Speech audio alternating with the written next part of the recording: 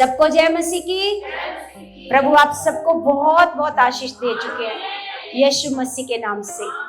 तो कलीसिया, आज हम परमेश्वर का वचन सीखते हैं, क्योंकि हमने सीखा है कि हमारे मुंह में परमेश्वर ने क्या दी है? सामर्थ। नीति वचन में लिखा है कि जीव के वश में मृत्यु और जीवन दोनों है ना। इधर देखो सामने, अभी तो बाइबल नहीं खोली है ना, तो सामने देखो। जब हम बाइबल खोलेंगे तो आप बाइबल में देखोगे, जब बाइबल नहीं खोली है तो आप सामने देखोगे। सामने देखो सारे, और ऐसे एक्टिव होकर बैठो सारे, ऐसे करके चौकस होकर। और परमेश्वर का वचन कहता है कि जीव के वश में मृत्यु और जीवन दोनों है। और आगे लिखा, जो इसको काम में लाना जानता है, जो इसको काम में लाना जानता है वो इसका फल भोगेगा। वो क्या भोगेगा? इसका फल भोगेगा। अगर आप देखो, ऐसा नहीं जो आपने बुरा बोला वो नहीं होएगा, वो भी होएगा, क्योंकि परमेश्वर ने हमें पहले से बता दिया। परमेश्वर कहता है, वचन में लिखा है व्यवस्था विवरण में, कि मैंने तुम्हारे आगे जन्म और मृत्यु, जीवन और मरण, आशीष और श्राप दोनों तेरे आगे रख दिए। क्या कर दिया? क्या क्या रख दिया? आशीष और श्राप। आप आशीष लेना चाहते हो, आपके हाथ में है ना। आप श्राप लेना चाहते हो, आपके हाथ में है, क्योंकि परमेश्वर का वचन कहता है मैंने आशीष और श्राप, है ना, जीवन और मृत्यु तेरे सामने रख दिए। लेकिन परमेश्वर कहता है मेरी ये इच्छा है कि तू आशीष ही को चुन ले, कि तू आशीष ही को चुन ले। परमेश्वर ये नहीं चाहता कि आप मृत्यु को चुनो या आप श्राप को चुनो। परमेश्वर क्या चाहता है? किसको चुनो? आशीष को चुनो। और ये सब आशीषें कहां पर हैं? जीभ में। कहां पर है? जीभ में। अगर मान लो आपने कुछ भी अपने मुंह से कुछ बुरा बोल दिया, अगर अच्छा होएगा तो वो बुरा भी होएगा। अगर आपने ऐसे गुस्से में आकर बोल दिया, इन्होंने नहीं सुधरना, ये कभी नहीं बदल सकते, ये ऐसे ही रहेंगे, है ना, तो ये ऐसे ही मरेंगे, ये ऐसे होएगा, मतलब कभी गुस्से में आकर के आप ऐसा बोल देते हो ना, तो ऐसा नहीं है कि वो शब्द पूरे नहीं होंगे, वो शब्द भी क्या होंगे?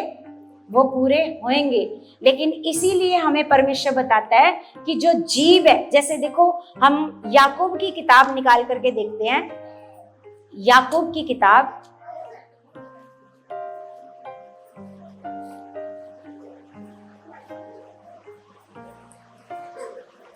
यहां पर 3 अध्याय 320 नंबर पेज है, 320 नंबर पेज।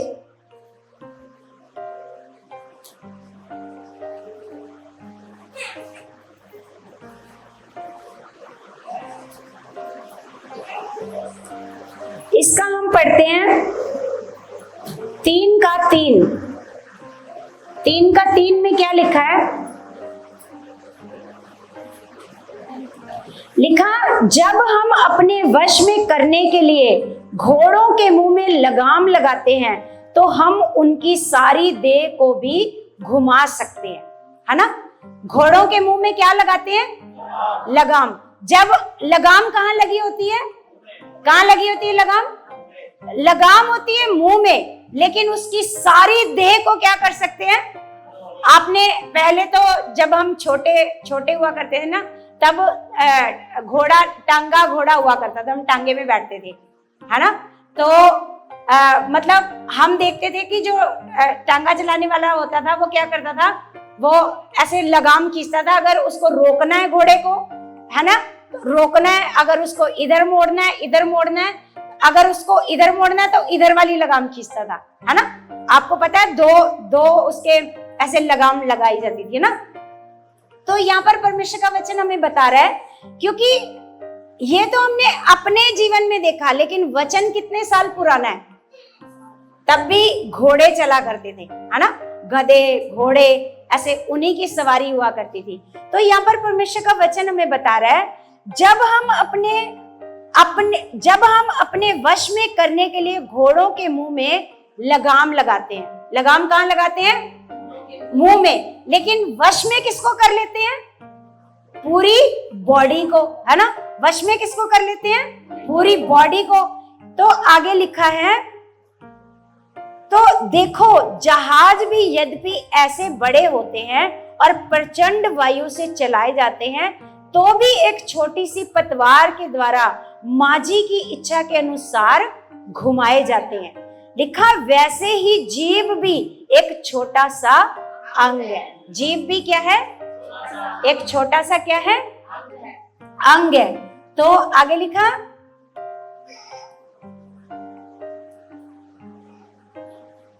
हाँ, वैसे ही जीभ भी एक छोटा सा अंग है और बड़ी बड़ी डींगे मारती है। देखो थोड़ी सी आग से कितने बड़े वन में आग लग जाती है ना। थोड़ी सी आग से क्या होता है? कितने बड़े वन में क्या हो जाता है? आपको पता है, जैसे हम सुनते हैं कि जंगलों में आग लग जाती है। जंगलों में जो आग लगती है वो कैसे लगती है पता है? वहां पर तो कोई माचिस फेंकने नहीं जाता, वहां पर आग कैसे लगती है? क्योंकि आग हमेशा लगती है बांस के पेड़ से। बांस के पेड़ से, है ना। जो बांस के पेड़ होते हैं जब वो आपस में टकराते हैं, जब आपस में बांस के पेड़ टकराते हैं तो उनमें से आग निकलती है। जैसे मान लो बड़ी तेज हवा चली, आंधी आई, मान लो जंगल में बांस के पेड़ लगे हैं ना, तो आपस में जब वो टकराते हैं तो उनमें से आग निकलती है। आग निकलती है तो वो पूरे जंगल में क्या हो जाती है? फैल जाती है। तो यहाँ पर क्या लिखा है कि जब यहाँ पर लिखा है कि हाँ देखो थोड़ी सी आग से कितने बड़े वन में आग लग जाती है। जीभ भी एक आग है। जीभ क्या है? एक क्या है? जीभ आग है। जीभ हमारे अंगों में अधर्म का एक लोक है और सारी देह पर कलंक लगाती है और जीवन गति में आग लगा देती है ना। और आगे लिखा, और नरक कुंड की आग से जलती रहती है, क्योंकि हर प्रकार के वन, पशु, पक्षी और रेंगने वाले जंतु और जलचर तो मनुष्य जाति के वश में हो सकते हैं और हो भी गए हैं, पर जीव को मनुष्यों में से कोई वश में नहीं कर सकता।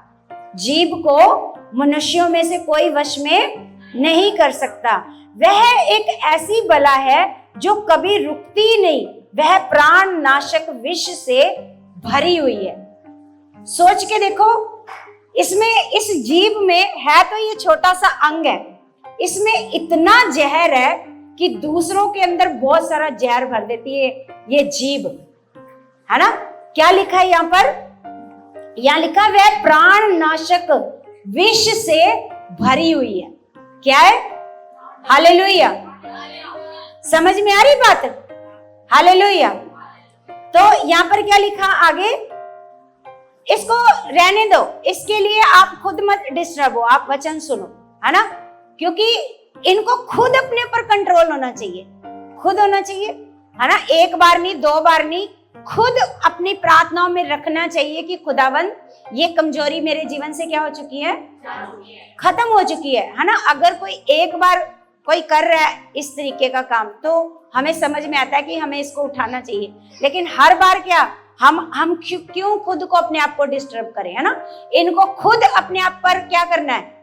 इनको अगर वचन में बढ़ना है, परमेश्वर में बढ़ना है, परमेश्वर से काम लेना है, तो इनको खुद करनी पड़ेगी मेहनत। बोलो, हमने भी तो करी है, हमारी बॉडी भी ऐसी थी, सबके शरीर ऐसे होते हैं, क्योंकि शैतान हर संभव कोशिश करता है कि वो आपको सुलाए, वो सुला देगा वचनों में, है ना। आप 3 घंटे की पिक्चर देखोगे आपको नींद नहीं आएगी। अभी यहाँ पर टीवी लगा दो, ये इसकी आंखें एक बार भी झपकी नहीं लेंगी, पक्का नहीं लेंगी झपकी। ये 3 घंटे की फिल्म को बड़े एंजॉय करेगी, है ना। और यहीं पर खुदावन का वचन एंजॉय करने वाला इनको नहीं लगता, क्योंकि परमेश्वर का वचन कहता है शारीरिक मनुष्य आत्मा की बातों को ग्रहण नहीं कर सकता, उसके अंदर जा ही नहीं सकती आत्मिक बातें, क्योंकि उसको वो बातें बोरिंग बातें लग रही है। हालेलुया।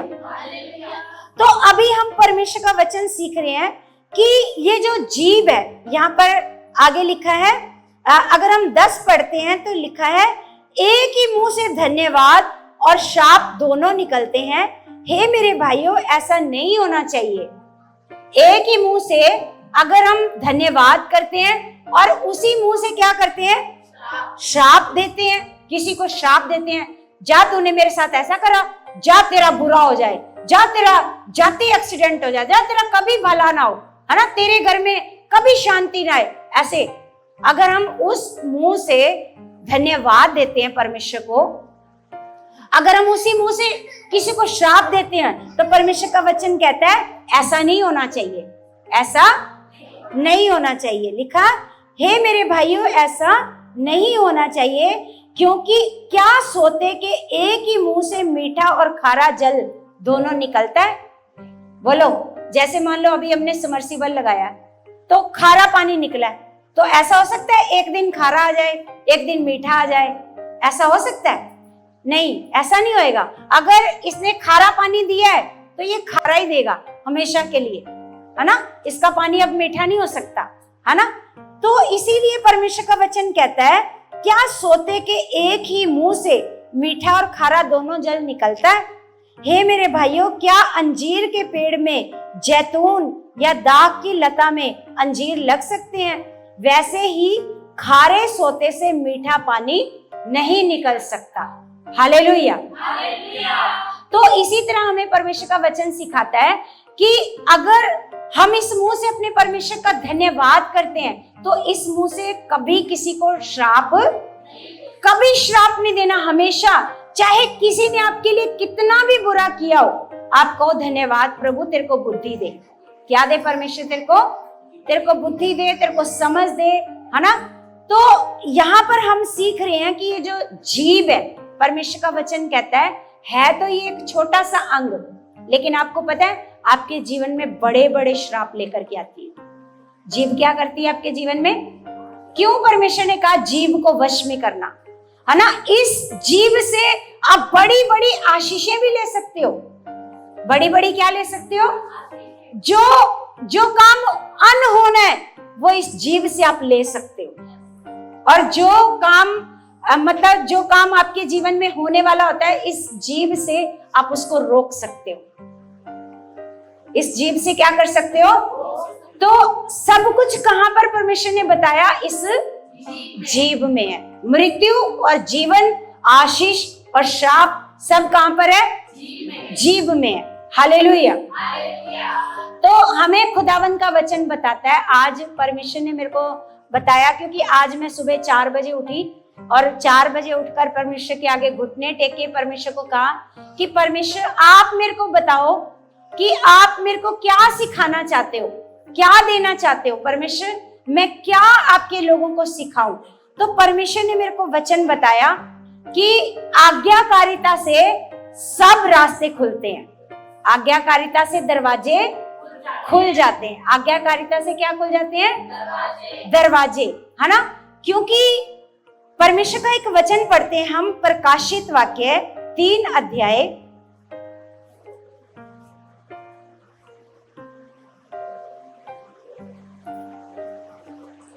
3 का हम पढ़ते हैं 7।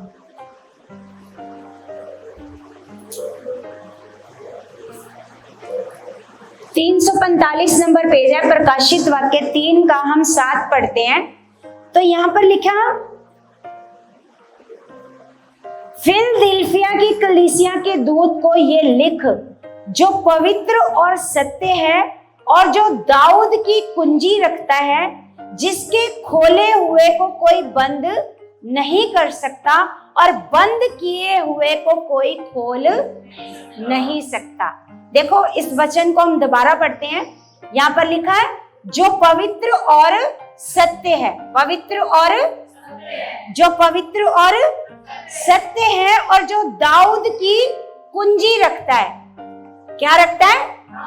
दाऊद की कुंजी रखता है, जिसके खोले हुए को कोई बंद, जिसके खोले हुए को कोई बंद। अगर परमेश्वर ने आपके लिए कोई द्वार खोला है तो उसको कोई भी बंद नहीं कर सकता।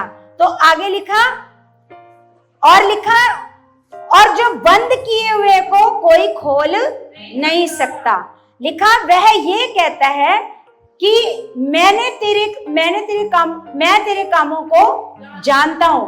देख मैंने तेरे सामने एक द्वार खोल रखा है जिसे कोई बंद नहीं कर सकता।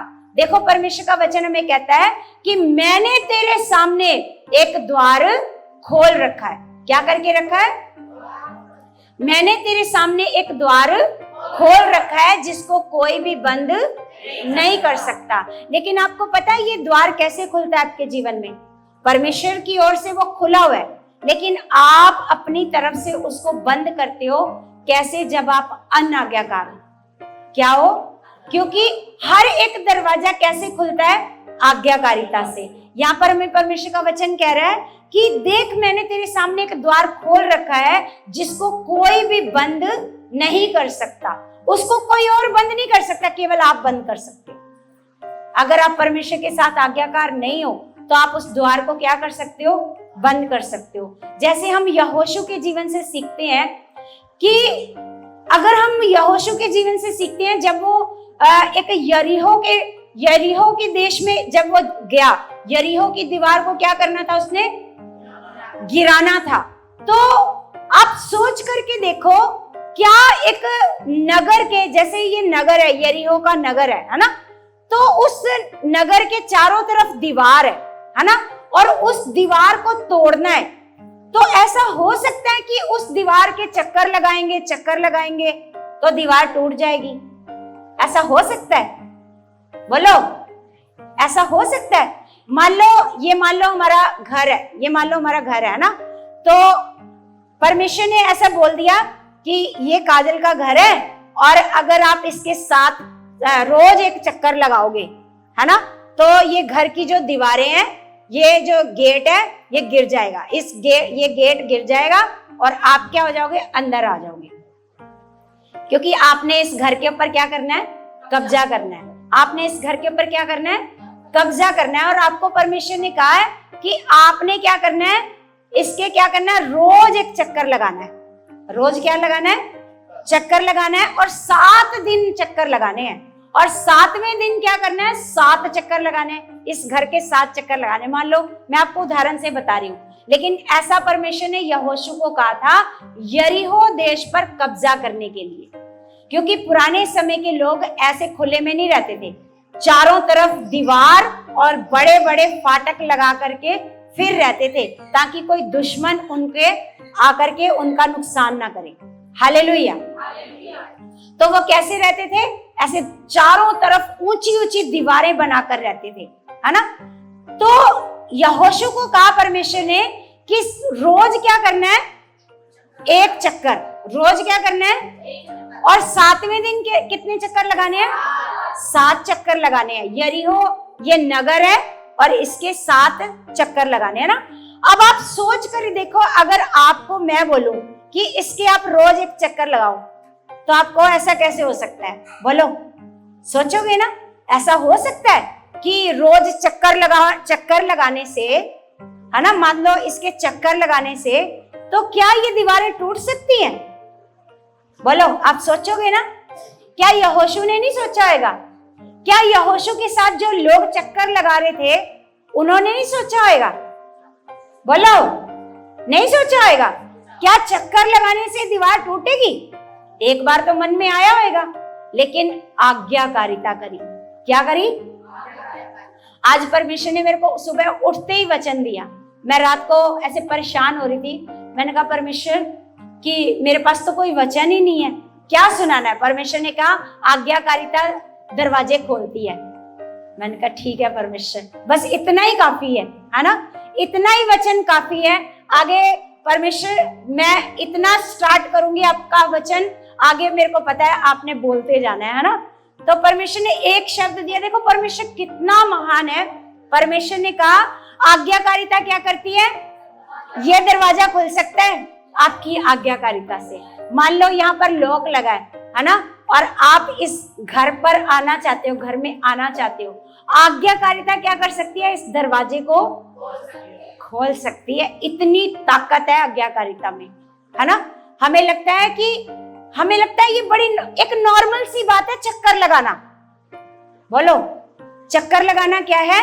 एक नॉर्मल सी बात है।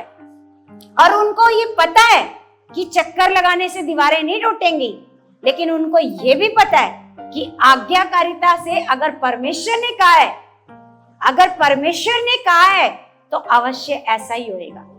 Hallelujah, hallelujah. अगर परमेश्वर ने यहोशू को कहा है कि यहोशू कि यरीहो की दीवारें टूट जाएंगी, निश्चय तुम इस देश पर क्या कर लोगे? कब्जा कर लोगे। लेकिन परमेश्वर ने उसको बताया कि ऐसे ऐसे करना है ना? उन्होंने वैसे वैसे किया, है ना? अगर वो अपनी बुद्धि लगाते, अगर वो सबको कहता है, यहोशू कहता कि ऐसा परमेश्वर को लग रहा है बताने में गलती लग गई है, ऐसा तो हो नहीं सकता, ऐसा तो हो नहीं सकता। ऐसे करते हैं, बड़े बड़े वो लेकर के आते हैं डंडे, जिसको हम 10 बंदे उठाएंगे और इन दीवारों पर क्या करते जाएंगे? मारेंगे। ऐसा नहीं हो सकता कि चक्कर लगाने से कभी दीवार टूट जाए। हमें थोड़ी मेहनत करनी पड़ेगी। हालेलुया। लेकिन यहोशू ने क्या करी? अपनी बुद्धि, हम लोग नहीं ऐसा कर सकते। हम लोग सोचने लग जाएंगे, ऐसा कैसे हो सकता है? चक्कर लगाने से ऐसा हो सकता है? हम सोचने लगेंगे। बोलो, अगर यहोशू इतना आज्ञाकार था, आपको पता है यहोशू ने 2 दिन सूरज को रोक दिया था। 2 दिन क्या कर दिया था सूरज को?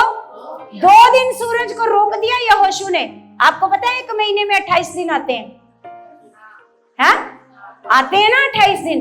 2 दिन यहोशू ने रोक दिए थे। यहोशू ने रोक दिए वो 2 दिन, क्योंकि उसने सूरज को रोक दिया।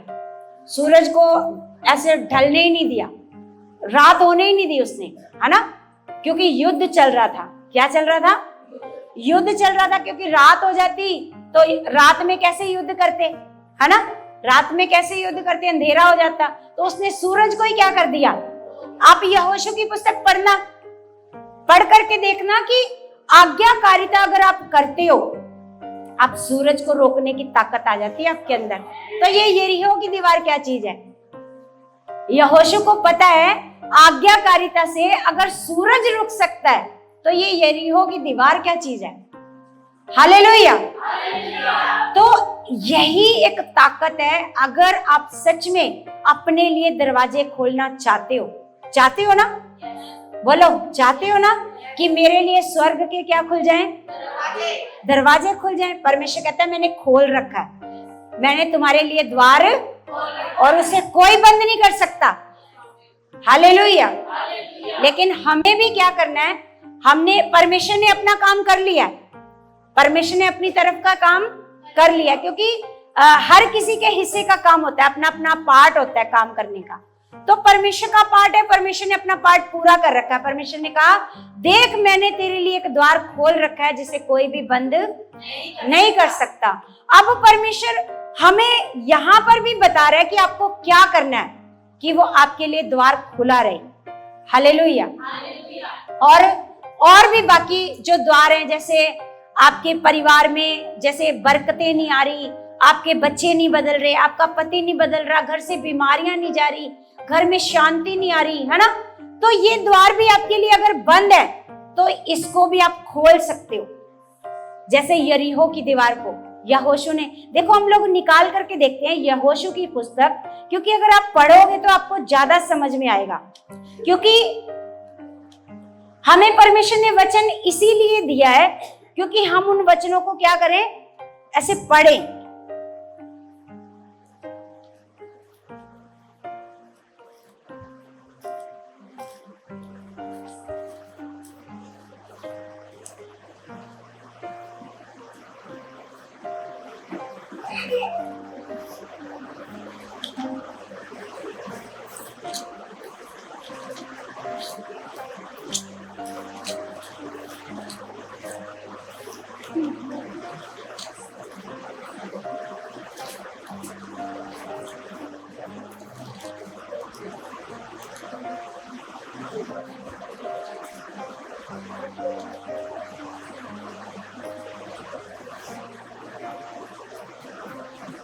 यहाँ पर 7 अध्याय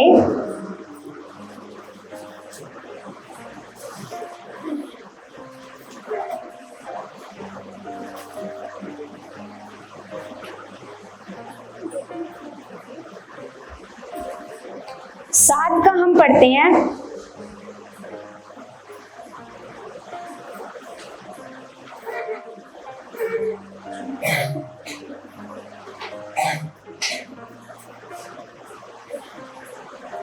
और इसका हम पढ़ते हैं।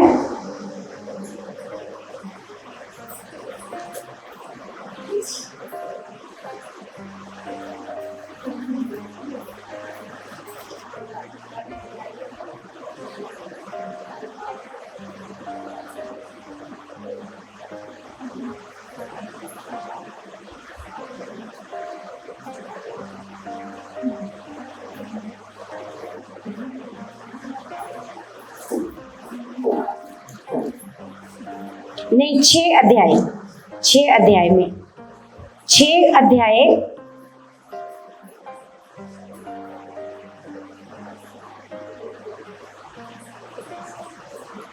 6 का अगर हम 1 से पढ़ते हैं तो यहाँ पर क्या लिखा हुआ है? यरीहो का क्या लिखा है? पतन। यरीहो का पतन। यहाँ पर लिखा है यरीहो के सब फाटक इजराइलियों के डर के मारे लगातार बंद रहे। यरीहो के सारे फाटक इजराइलियों के डर के मारे क्या रहे? बंद रहे, और कोई बाहर भीतर आने जाने नहीं पाता था। फिर यहोवा ने यहोशू से कहा, सुन, मैं यरीहो को उसके राजा और शूरवीरों समेत तेरे वश में कर देता हूं। क्या कहा परमेश्वर ने? यहोशू को क्या कहा कि मैं क्या कर देता हूं? यरीहो को उसके राजा और शूरवीरों समेत तेरे वश में कर देता हूं। इसलिए तुम में जितने योद्धा हैं नगर को घेर लें और उस नगर के चारों ओर एक बार घूम आए, और 6 दिन तक ऐसा ही किया करना, है ना। और आगे लिखा, और 7 याजक संदूक के आगे आगे मेंढों के 7 सिंगों के 7 नरसिंगे लिए हुए चले, और फिर 7वें दिन तुम नगर के चारों ओर 7 बार घूमना, और याजक भी नरसिंगे फूंकते चले, और जब वे मेढ़ों के सिंगों के नरसिंगे देर तक फूंकते रहे, तब सब लोग नरसिंगे का शब्द सुनते ही बड़ी ध्वनि से जय जयकार करें। तब नगर की शहरपनाह नेव से गिर जाएगी और सब लोग अपने अपने सामने चढ़ जाए। इसलिए नून के पुत्र यहोशू ने याजकों को बुलवाकर कहा, वाचा के संदूक को उठा लो, और 7 याजक यहोवा के संदूक के आगे आगे मेढ़ों के सिंगों के 7 नरसिंगे लिए चले। अब यहाँ पर देखो क्या खास बात है। अब ये याजकों को बुला रहा है। अब ये बताओ, जब कोई युद्ध करना होगा तो वहां पर कोई मंदिर के पुजारी को बुलाएंगे या कोई सेना के सिपाहियों को बुलाएंगे? तो इसने क्या बुलाया? परमेश्वर ने कहा याजकों को बुला। किसनों को? याजकों को। याजकों को बुलाकर बोला 7 याजक क्या करना है? एक जो यहोवा का संदूक है, आपको पता है यहोवा का संदूक क्या है? उसमें क्या थी? उसमें पट्टियां, है ना, जो मूसा को परमेश्वर ने हाथों से लिखकर पत्थर पर आज्ञाएं दी थी। और क्या था उसमें? हारून की छड़ी, जो वो लेकर के गया था मिस्र देश में, है ना। तो पट्टियां और हारून की, आपको पता है हारून की जो छड़ी थी उस पर फूल लगे थे, बादाम आ गए थे, बादाम उग गए थे उसके ऊपर। वो जो छड़ी थी उसके ऊपर फूल आ गए थे, है ना। तो हम देखते हैं यहाँ पर कि सबसे बड़ी बात है, यहाँ पर यहोशू को परमेश्वर ने जैसा कहा यहोशू सेम वैसा करने लगा। उसने कहा याजक लेकर आ। अब यहोशू बुद्धि नहीं लगा रहा। बुद्धि, उसने ये नहीं सोचा याजकों से कभी दीवार टूटेगी। याजक तो किस काम के लिए होते हैं? बोलो, याजक किस काम के लिए होते हैं? मंदिर में परमेश्वर के भवन की सेवा के लिए होते हैं। वो युद्ध लड़ने के लिए नहीं होते। वो सिपाही नहीं है, वो सिपाही नहीं है। तो अभी जैसे भजन गा रहे थे ना, जंग जिन्ना दी लड़दा यहोवा, वो जंग कदे नहीं हार दे, है ना। तो यहाँ पर हम परमेश्वर का वचन सीख रहे हैं। सबसे बड़ी बात है जो काम आपको बड़ा मुश्किल लग रहा है, आप बस वैसे करते जाओ जैसा परमेश्वर आपको कहता है। जैसा जैसा परमेश्वर आपको कहता है, अगर आपको परमेश्वर कहता है अपने वैरियों से प्रेम करो, अगर परमेश्वर आपको कहता है कि किसी को ऐसे श्राप मत दो, आशीष दो, चाहे आपके लिए किसी ने कितना भी बुरा किया हो, आप फिर भी उसको क्या दो? आशीष दो, है ना? तो आप वैसा करने लग जाओ जैसा परमेश्वर आपको कहता है। आज्ञाकार बनना शुरू कर दो। जैसे ही आप आज्ञाकार बनना शुरू कर दोगे तो आपके लिए कितनी बड़ी मुश्किल, जैसे यरीहो जैसी मुश्किल, वो अपने आप आपके सामने ढह जाएगी। क्या कहा परमेश्वर ने उसको? तुमने क्या करना है? तुमने बस चक्कर लगाने हैं और अपने आगे आगे 7 याजकों को लेकर के चलना है, जो याजक मेढ़ों के सिंगे, जो सींग होते हैं ना, उनसे ना बजाने वाले ऐसे सिंगे बनाते थे, जो मेढ़े होते थे उनसे, भेड़ों से, उनके सिंगों से क्या बनाते थे? ऐसे बजाने के लिए क्या बनाते थे? ऐसे नरसिंगे, ऐसे उसको बोलते थे ना। तो उसको बजाते जाना है, रोज एक चक्कर लगाना है। और 7 दिन के बाद क्या लिखा है? 7वें दिन क्या करना लिखा है? तब सब लोग नरसिंगे का शब्द सुनते ही बड़ी ध्वनि से जय जयकार करें, तब नगर की शहरपनाह नेव से गिर जाएगी। ऐसे नहीं कहा कि तुम लोग गिराओगे, तुम लोग नहीं गिराओगे, ऐसा नहीं कहा परमेश्वर ने कि तुम लोग क्या करना, बड़ा जोर लगाना, फिर ये क्या हो जाएगी, नेव से क्या हो जाएगी, गिर जाएगी। ऐसा नहीं, परमेश्वर ने कहा तुम्हारे गिराने से नहीं, मेरे गिराने से क्या हो जाएगी, गिर जाएगी। क्योंकि आप कभी भी अपनी मुश्किलों से आजाद नहीं हो सकते। बस आपने क्या करना है, अगर आपने मुश्किलों से आजाद होना है, आपने हालातों से बाहर आना है, तो आपने बस आज्ञाकारिता करना शुरू कर दो। क्योंकि आप अपनी मुश्किलों से, अपनी मेहनत से, जैसे यहोशू अपनी मेहनत करता तो ये यरीहो की दीवार को कभी भी तोड़ नहीं सकता था, है ना? यहाँ पर लिखा, देखो यहाँ पर लिखा 8 में लिखा, और जब यहोशू ये बातें लोगों से कह चुका तो वे 7 याजक जो यहोवा के सामने 7 नरसिंगे लिए हुए थे, नरसिंगे फूंकते हुए चले, और यहोवा की वाचा का संदूक उनके पीछे पीछे चला। और हथियार बंद पुरुष नरसिंगे फूंकने वाले याजकों के आगे आगे चले और पीछे वाले संदूक के पीछे पीछे चले, और याजक नरसिंगे फूंकते हुए चले।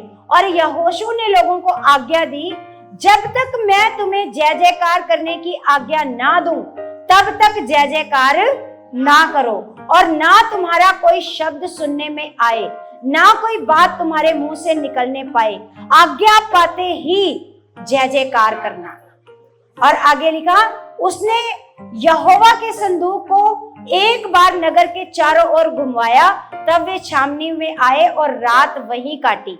आगे लिखा, यहोशू सवेरे उठा और याजकों ने यहोवा का संदूक उठा लिया, और उन 7 याजकों ने मेढ़ों को सिंगों के 7 नरसिंगे लिए और यहोवा के संदूक के आगे आगे फूंकते हुए चले, और उनके आगे हथियार बंद पुरुष चले और पीछे वाले यहोवा के संदूक के पीछे पीछे चले, और याजक नरसिंगे फूंकते चले गए।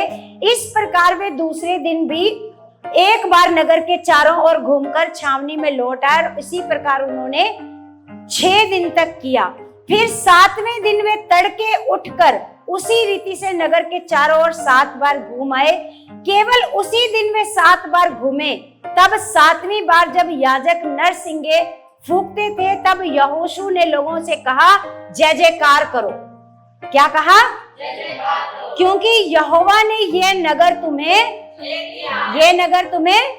दे दिया, और नगर और जो कुछ उसमें है यहोवा के लिए अर्पण की वस्तु ठहरेगी। केवल राहाब वेश्या और जितने उसके घर में हो वे जीवित छोड़े जाएंगे, क्योंकि उसने हमारे भेजे हुए दूतों को छिपा रखा था। और तुम अर्पण की हुई वस्तुओं से सावधानी से अपने आप को अलग रखो। ऐसा ना हो कि अर्पण की हुई वस्तु ठहराकर बाद में अर्पण की हुई वस्तु में से कुछ ले लो। उसने कहा, जो कुछ इस नगर में तुम्हें मिलेगा वो सब क्या कर देना तुमने, सब क्या कर देना, अर्पण कर देना है। मतलब क्या कर देना, परमेश्वर को, परमेश्वर को दे देना है। फिर यहाँ पर ये भी सिखा रहा है कि जो कुछ तुम अर्पण करके परमेश्वर को दे दो, फिर ऐसा नहीं उसमें से फिर ले लो, है ना। तो आगे बाद में लिखा और इस प्रकार इजरायली छावनी को भ्रष्ट करके उसे कष्ट में डाल दो। सब चांदी, सोना और जो पात्र पीतल और लोहे के हैं वे यहोवा के लिए पवित्र हैं और उसी के भंडार में रखे जाएं।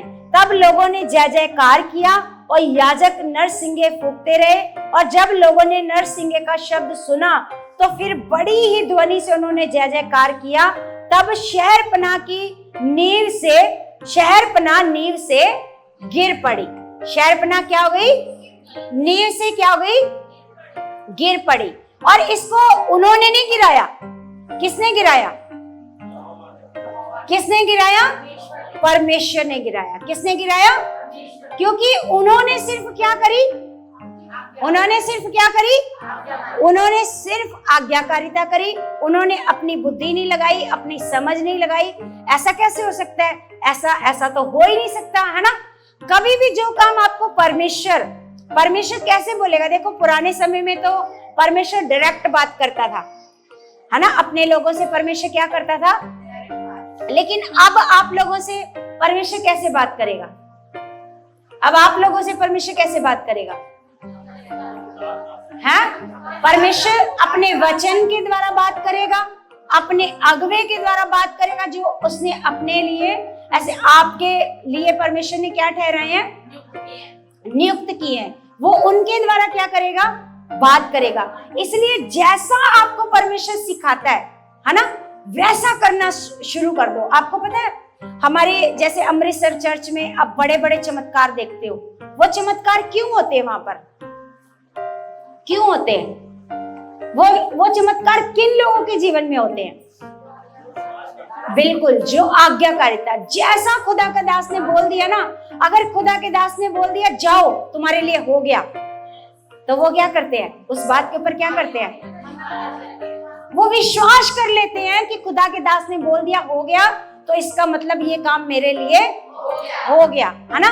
और जैसा बोल देते हैं, तो इसलिए वहां पर क्या होते हैं, अगर आप भी चाहते हो हमारे यहाँ पर भी बड़े बड़े चमत्कार हों, तो आप भी आज्ञा मानना शुरू करो, है ना।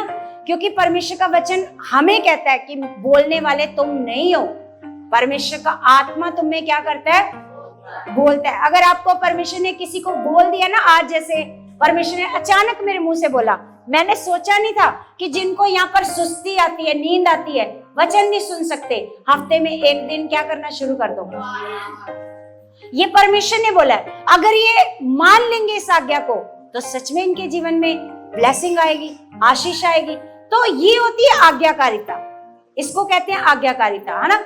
अगर नहीं करते आज्ञाकारिता, तो फिर क्या होगा, फिर ये यरीहो की दीवारें टूटने वाली, अपने आप अपनी मेहनत से, अपनी बुद्धि से टूटने वाली नहीं है। ये कैसे टूटेंगी, आज्ञाकारिता से। आज परमेश्वर ने कहा आज्ञाकारिता से दरवाजे खुल जाएंगे। आज्ञाकारिता से दरवाजे क्या हो जाएंगे, मान लो आपके दरवाजे बंद है, आशीषें नहीं आ रही आपके घर में, बरकतें नहीं आ रही, बहुत सारा कर्जा है ना, वो कर्जा नहीं खत्म हो रहा, बहुत कोशिश कर रहे हो, है ना। तो आपको क्या करना शुरू करना है, आपको अपनी बुद्धि नहीं लगानी, आपको अपनी बुद्धि क्या करना शुरू करो। कोई काम रुका हुआ है, कोई भी काम रुका हुआ है, बस आपने क्या करना शुरू करना है, अपने आप यरीहो की दीवारें क्या हो जाएंगी। इनको दीवारों को तोड़ने वाले वो यहोशू और जो उसके साथ थे वो नहीं थे, उनको परमेश्वर ने तोड़ा। उन दीवारों को किसने तोड़ा, और परमेश्वर ही है जो आपके जीवन से क्लेश खत्म कर सकता है, परमेश्वर ही है जो आपके जीवन से गरीबी खत्म कर सकता है, परमेश्वर ही है जो आपके घर में शांति ला सकता है, क्योंकि ये आपके लिए यरीहो की दीवार जैसे ही है। बोलो, आपका बच्चा नहीं बदल रहा, समझ लो आपके लिए यरीहो की दीवार जैसे ही है। ये कैसे टूटेगी यरीहो की दीवार, बिल्कुल। ये कैसे टूटेगी? आज्ञाकारिता से। कैसे टूटेगी? सारे बोलना जरा। हाँ, अब पता चला सबने बोला है।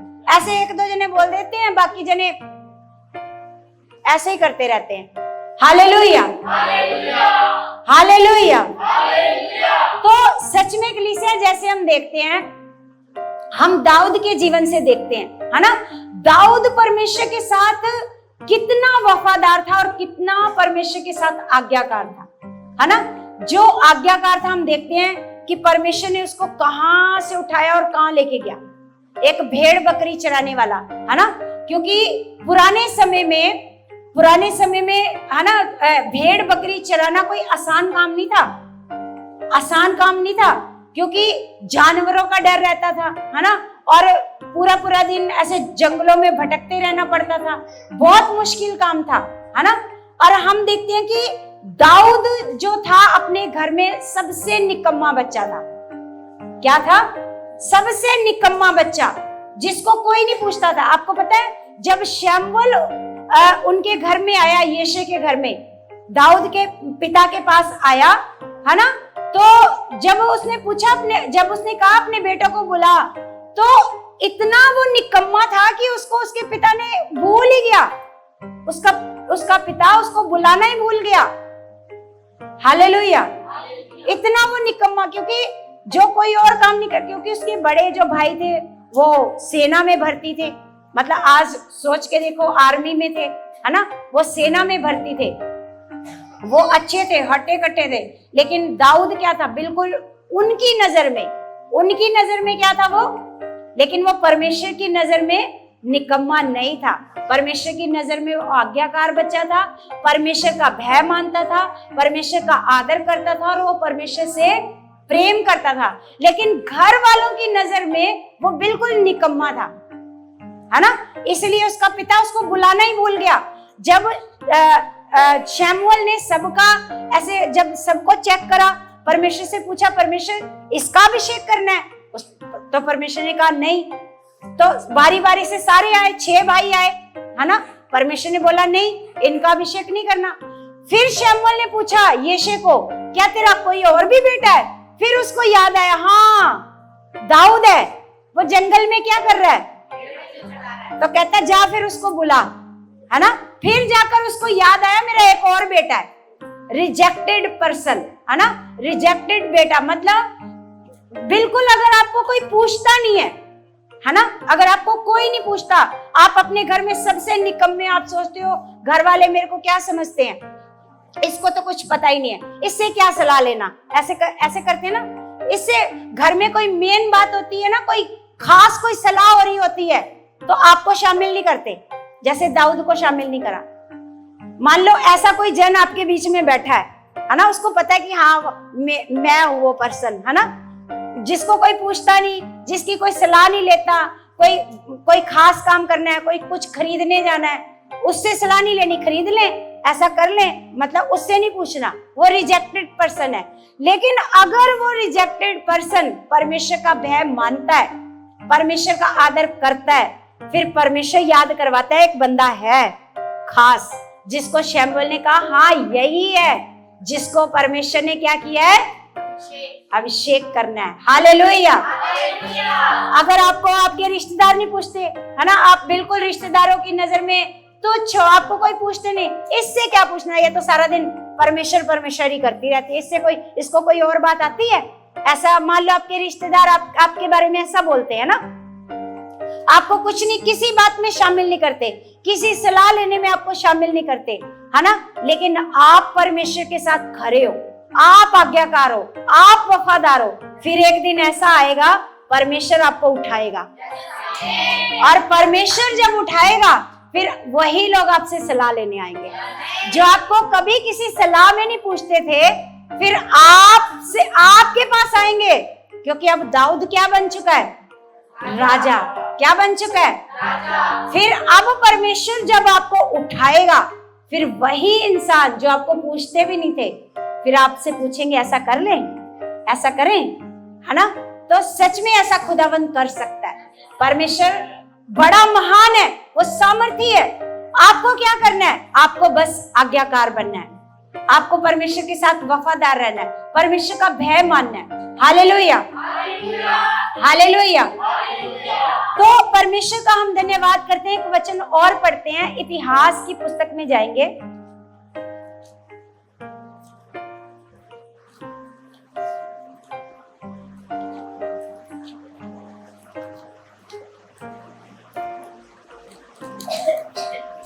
दूसरा इतिहास 542 नंबर पेज है, 542 नंबर पेज, दूसरा इतिहास।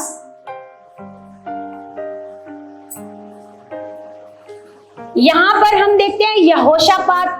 अब यहोशापात के ऊपर आकर अमोनियों ने क्या कर दी? ऐसे मोआबियों ने, अमोनियों ने क्या कर दी? ऐसे चढ़ाई क्या कर दी? मतलब उसके यहोशापात जो था उसके साथ युद्ध करने के लिए आए। अब यहाँ पर हम देखते हैं यहोशापात के जीवन से कि उसने क्या किया? वो युद्ध करने नहीं गया।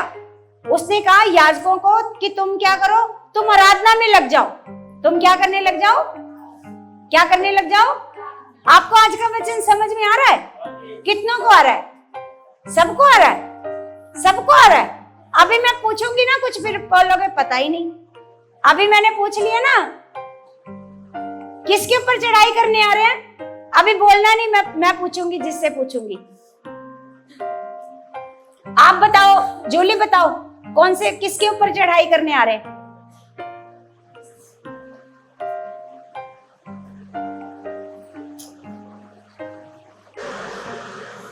आप बताओ शालू। ये रिहो की दीवार वही रह गई है। हालेलुया। ये देखो, चलो सोनू आप बताओ किसके ऊपर चढ़ाई करने आ रहे हैं? ये देख लो, आप बताओ, ये देख लो। और हाथ किसने खड़े करे थे? सबने। हाँ, किसके ऊपर चढ़ाई करने आ रहे हैं ये? यहोशापात के ऊपर, है ना? यहोशापात के ऊपर अमोनी और मोआबी क्या करने आ रहे हैं? और यहाँ इसको पढ़ेंगे, यहाँ पर लिखा, हम यहाँ पर यहोशापात के जीवन से भी सीखते हैं कि यहाँ पर यहोशापात ने अपनी बुद्धि नहीं लगाई, अपनी समझ नहीं लगाई, है ना? उसने क्या कर दिया? अपने युद्ध को किसके हाथ में दे दिया? जैसे अभी हमने एक सॉन्ग सुना था ना, जंग जिन्ना दी और जंग कदे नहीं हार दे, है ना? तो यहाँ पर यहोशापात राजा ने क्या किया? अपनी लड़ाई को किसको दे दिया? परमेश्वर को, है ना? अब बताओ किसके ऊपर चढ़ाई करने आए थे? किसके ऊपर? कौन चढ़ाई करने आए थे? कौन चढ़ाई करने आए? मोआबी और अमोनी।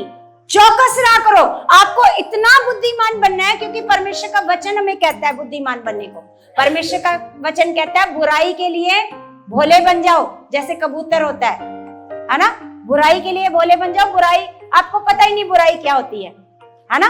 लेकिन भलाई के लिए क्या हो जाओ? बुद्धिमान। जैसे सांप होता है, सांप, है ना? उसकी तरह ऐसे फुर्तीले ऐसे बन जाओ, है ना? आपको पता भी नहीं चलता, एक क्षण में कहां वो भाग जाता है, दिखाई भी नहीं देता, है ना? और कबूतर इतना भोला होता है कि उसके सामने मारने वाले अपनी आंखें बंद कर लेता है। कबूतर पता है क्या करता है? अगर उसको कोई मारने आ जाता है ना, तो कबूतर क्या करता है? अपनी, उसको लगता है मैंने आंखें बंद कर ली, अब कुछ नहीं होएगा मेरे साथ। इतना भोला होता है। तो परमेश्वर कहता है, दोनों का उदाहरण दे रहा है, चालाक का भी और भोले का भी। परमेश्वर कहता है बुराई के लिए क्या बन जाओ? भोले, जैसे कबूतर है। लेकिन भलाई के लिए क्या बन जाओ? क्या बन जाओ? चालाक नहीं, बुद्धिमान। क्या बन जाओ? बुद्धिमान बन जाओ। चालाक अलग तरीके के होते हैं, है ना? वो चालाकियां करते हैं। और बुद्धिमान जो होते हैं वो क्या करते हैं? बुद्धि से काम लेते हैं। तो यहां पर हम देखते हैं, यहां पर लिखा, इसके बाद मोआबी और अमोनियों ने और उसके साथ कई मुनियों ने युद्ध करने के लिए यहोशापात पर चढ़ाई की। तब लोगों ने आकर यहोशापात को बता दिया, ताल के पार के अदोम देश की ओर से एक बड़ी भीड़ तुझ पर चढ़ाई कर रही है, और देख वह हसाना सोर तमार तक जो एन गदी की भी कहलाता है पहुंच गई है।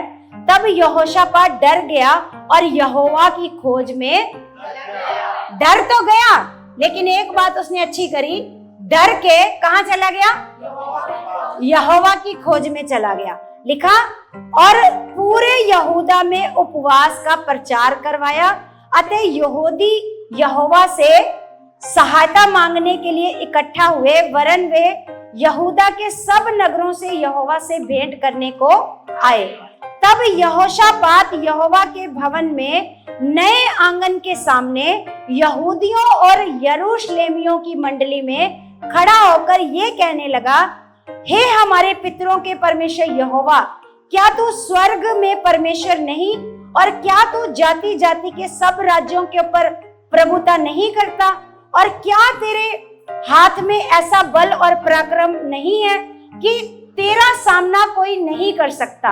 हे हमारे परमेश्वर, क्या तूने इस देश के निवासियों को अपनी प्रजा इज़राइल के सामने से निकालकर इन्हें अपने मित्र अब्राहम के वंश को सदा के लिए नहीं दे दिया? वे इसमें बस गए और इसमें तेरे नाम का एक पवित्र स्थान बनाकर कहा, यदि तलवार या मरी अथवा अकाल और कोई विपत्ति हम पर पड़े तो भी हम इसी भवन के सामने और तेरे सामने, तेरा नाम तो इस भवन में बसा है, खड़े होकर अपने क्लेश के कारण तेरी दुहाई देंगे और तू सुनकर बचाएगा। तू सुनकर क्या करेगा? बचाएगा। और लिखा, और अब अमोनी और मुआबी और सेर के पहाड़ी देश के लोग, जिन पर तूने इज़राइल को मिस्र से आते समय चढ़ाई करने ना दिया और वे उनकी ओर से मुड़ गए और उनका विनाश ना किया, देख वे ही लोग तेरे दिए अधिकार के इस देश में से जिसका अधिकार तूने हमें दिया है, हमको निकालकर कैसा बदला हमें दे रहे हैं। हे हमारे परमेश्वर, क्या तू उनका न्याय ना करेगा? क्या ये जो बड़ी भीड़ हम पर चढ़ाई कर रही है उसके सामने हमारा तो बस नहीं चलता और हमें कुछ सूझता नहीं है कि क्या करना चाहिए, परंतु हमारी आंखें तेरी ओर लगी हैं। हालेलुया। वो कहता है कि बेशक वो यहोशापात, अगर आप पीछे पढ़ो, यहोशापात राजा कोई नॉर्मल राजा नहीं है, कोई नॉर्मल राजा नहीं है। वो उसने बड़े सारे देशों को जीता है। यहाँ पर अगर आप पीछे पढ़ोगे तो यहोशापात ने बहुत सारे राज्यों को क्या किया है? जीता है। तो फिर भी वो क्या कह रहा है? फिर भी वो परमेश्वर को कह रहा है, परमेश्वर के आगे जा रहा है, परमेश्वर मेरी आंखें तो किस पर लगी हैं? ऐसा नहीं कि मैं तो बड़ा राजा हूं, मैं तो कर सकता हूं, नहीं। उसने क्या किया? उसने बोला, परमेश्वर हमारी आंखें तो तेरी ओर लगी हैं, है ना। सब यहूदी अपने अपने बाल बच्चों, स्त्रियों और पुत्रों समेत यहोवा के सम्मुख खड़े रहे। तब आसपास के वंश में से यह जिपेल नामक एक लेवीय ने, जकरिया का पुत्र और बनाया का पोता और मत्या के पुत्र येल का परपोता था, उसमें मंडली के बीच यहोवा का आत्मा समाया। तब वह कहने लगा, हे सब यहूदियों, हे यरूशलेम के रहने वालों, हे राजा यहोशापात, तुम सब ध्यान दो। यहोवा तुमसे यूं कहता है, तुम इस बड़ी भीड़ से मत डरो और तुम्हारा मन कच्चा ना हो, क्योंकि युद्ध तुम्हारा नहीं परमेश्वर का है। हालेलुया। जब परमेश्वर का आत्मा, देखो उसका पोता, पड़पोता, पता नहीं कितनी पीढ़ियां बता करके बताया कि उसमें परमेश्वर का आत्मा समा करके ऐसे बोलने लगा, है ना। तो जब बोलने लगा तो उसने क्या कहा?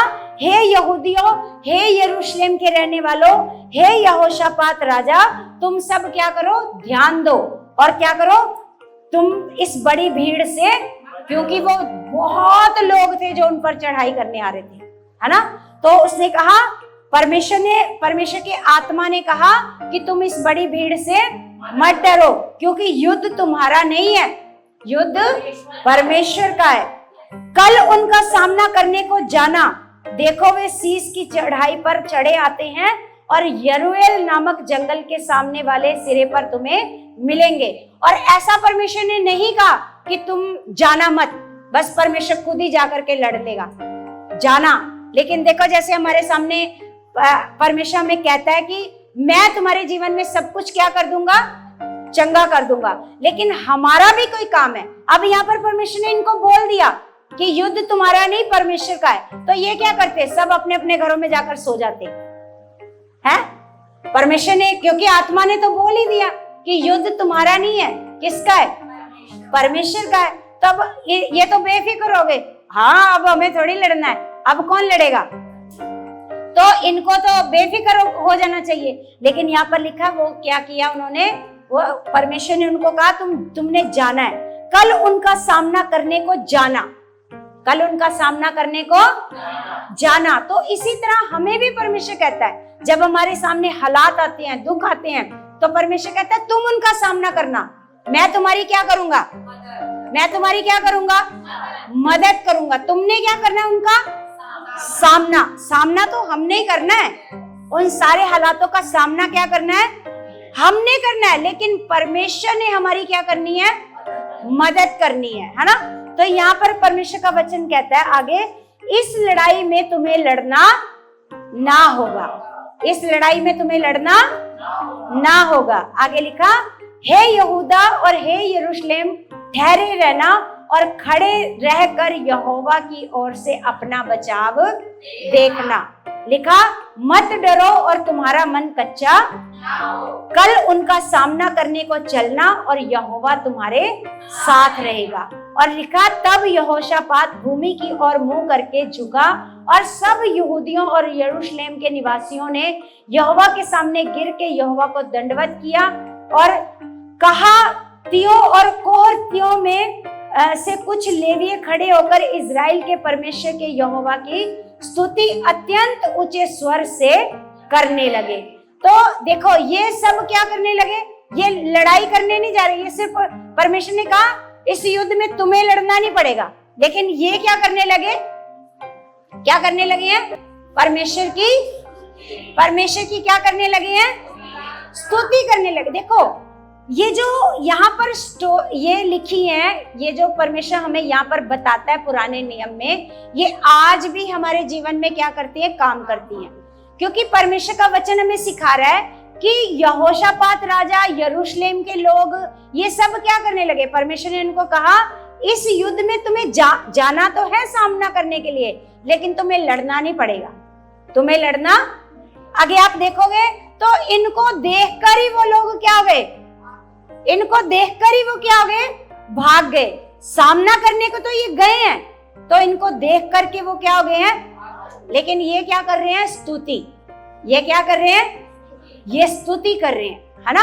आपको भी मान लो कोई हालात है, कोई परेशानी है, किसी भी प्रकार की कोई परेशानी है, हालात है, तो आपको क्या करना है, परमेश्वर कहता है तुमने सामना करना है और बस आप क्या करते रहो, स्तुति करते रहो, परमेश्वर की क्या करते रहो, बाकी का काम किसका है ना। युद्ध को लड़ना, युद्ध को जितवाना, क्योंकि जिनका युद्ध परमेश्वर लड़ेगा वो युद्ध कभी भी हारेंगे, वो कभी भी हारेंगे नहीं हारेंगे, है ना। तो इसलिए परमेश्वर का वचन आज भी हमें सिखाता है, आज भी हमारे जीवन में इसी तरह के कई दुश्मन आते हैं, है ना, कई तरह के दुश्मन आते हैं ना, बोलो, आते हैं ना चढ़ाई करने के लिए। यहाँ किसके ऊपर चढ़ाई करने आए हैं, अंकुश बताना किसके ऊपर आए हैं, किसके ऊपर चढ़ाई करने आए हैं, बोलो बोलो। हाँ पता है, फिर भी सोच रहा है ना, किसके ऊपर चढ़ाई करने आए हैं। तो ऐसे ही बहुत सारे दुश्मन हमारे ऊपर आते हैं चढ़ाई करने के लिए, बोलो, है ना। लेकिन अगर हम कहेंगे हम खुद निपट लेंगे इनसे, है ना, तो हार जाएंगे।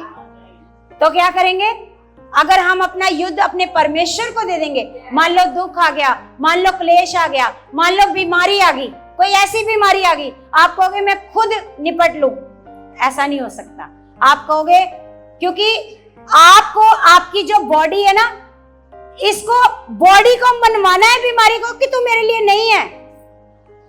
ऐसा नहीं कि बॉडी मान ले कि बीमारी तो मेरे लिए है, ऐसा नहीं, इसको मनवाना है, इसकी नहीं माननी। बीमारी ये कहे बीमारी, हाँ मैं तेरे लिए हूं, मैं तेरी बॉडी में हूं, है ना, इसकी नहीं माननी, इसको मनवाना है कि तू मेरे लिए तू मेरे लिए है ही नहीं, है ना।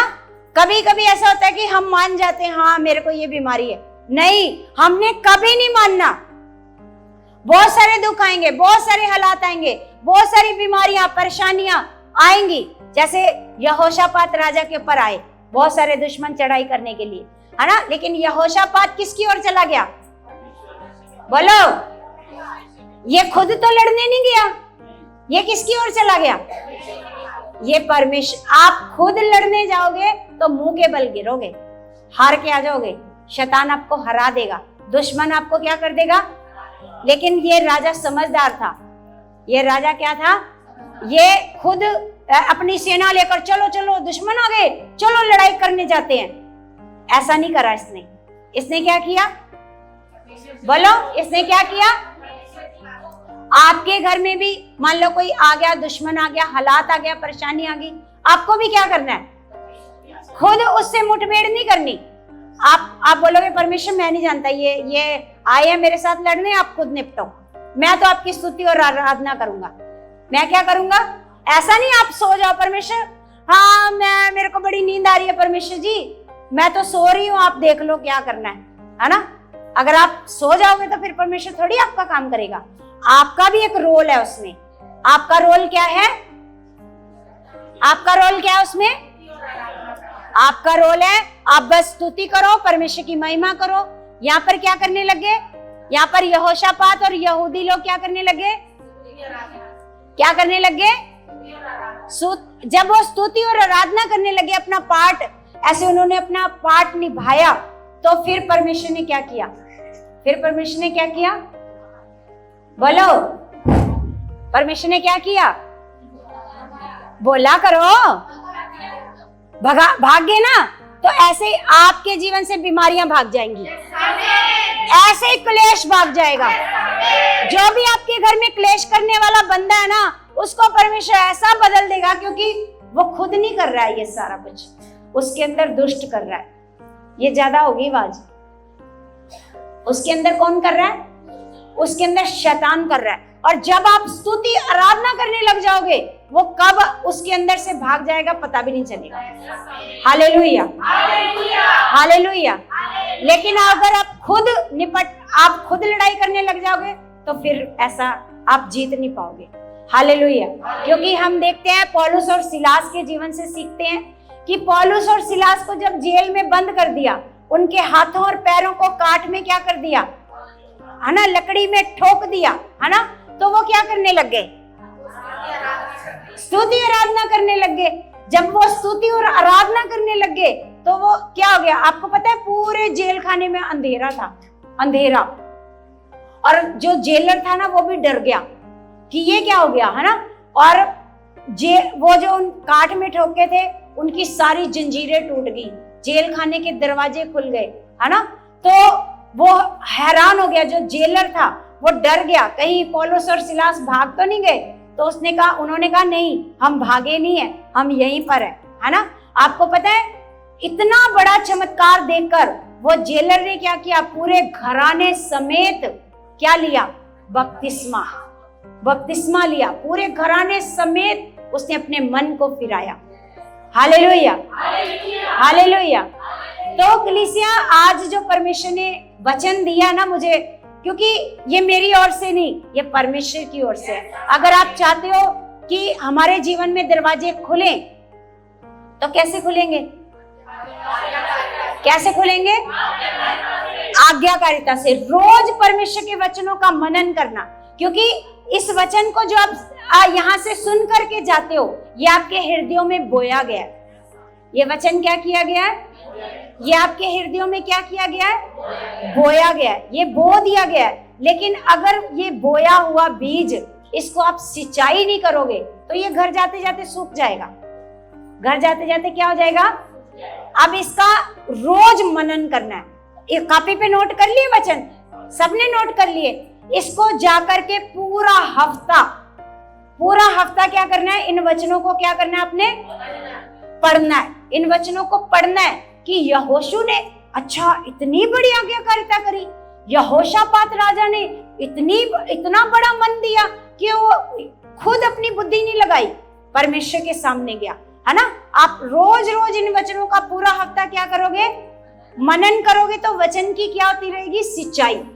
क्या होती रहेगी, सिंचाई। फिर ये वचन आपके जीवन में क्या लाएगा, क्योंकि जिसको आप सींचोगे वही तो फल लाएगा, और जिसको आप सींचोगे ही नहीं वो फल लाएगा। तो आज क्या सीखा आपने, आज्ञाकारिता क्या करती है आपके लिए। बेशक मान लो आपको अच्छी जॉब नहीं मिल रही, आप अच्छे पढ़े लिखे बच्चे हो, आपको अच्छी जॉब नहीं मिल रही, आपके लिए रास्ता बंद हो रहा है ना। तो रास्ता बंद है तो ये रास्ता कैसे खुलेगा, कैसे खुलेगा, बिना आज्ञाकारिता के ये दरवाजा नहीं खुलेगा। क्योंकि परमेश्वर का वचन कहता है जो मैंने बंद किया है उसको कोई भी खोल, और जो मैंने खोला है उसको कोई भी बंद नहीं कर सकता। Hallelujah, hallelujah.